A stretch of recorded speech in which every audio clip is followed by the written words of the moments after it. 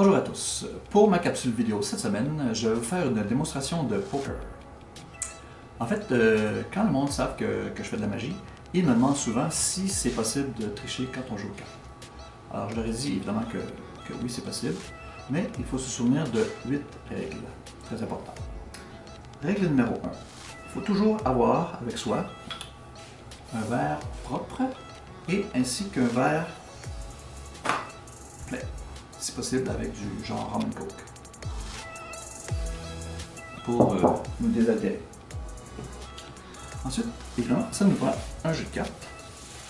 Et comme tous les jeux de cartes, il faut évidemment brasser le jeu et il faut pas avoir l'air trop habile quand on brasse les cartes. Comme ça, ça fait un petit peu moins de suspicion dans le jeu. Donc, si possible, brasser le plus maladroitement possible. OK? Règle numéro 3. Quand on joue et on veut gagner, sans se faire attraper, c'est important d'avoir un partenaire avec soi. Donc, supposons que ici on joue, on serait 5 joueurs.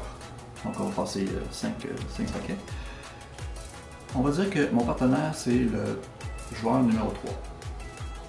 Si c'est lui qui gagne, puis c'est moi qui ai brassé, il n'y aura pas de doute dans l'esprit des autres joueurs. Parce que si c'est moi qui gagne, bien évidemment, ça a l'air un petit peu louche. Ça, c'est la règle numéro 3, d'avoir un partenaire. La règle numéro 4, c'est quand c'est notre tour à brasser, et que le tour d'avant, mettons, il y a eu des cartes sur la table, et ça nous donne, mettons les cartes, on vient de finir un tour, là, ça c'est notre tour à brasser, ça nous donne l'opportunité de regarder où sont les cartes dans le jeu qu'on va avoir besoin pour nous placer notre jeu. Donc,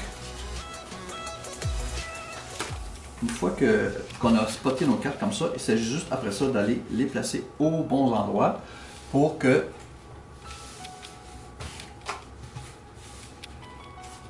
les donner à notre partenaire. Donc, une fois qu'on a les spotés, évidemment, il faut les placer au bon endroit. Donc, on les place dans le jeu au bon endroit. Et évidemment, pour le troisième joueur, c'est les positions 3, 8, 13, 18 et 23 qu'il faut les placer. Règle numéro 6, c'est que quand on joue aux cartes, il faut toujours faire couper le jeu à la personne à notre droite.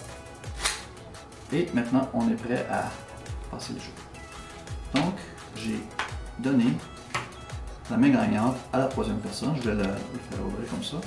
Et je lui ai donné 3 dames et 2 10. Donc, ce qu'on appelle en poker une foule.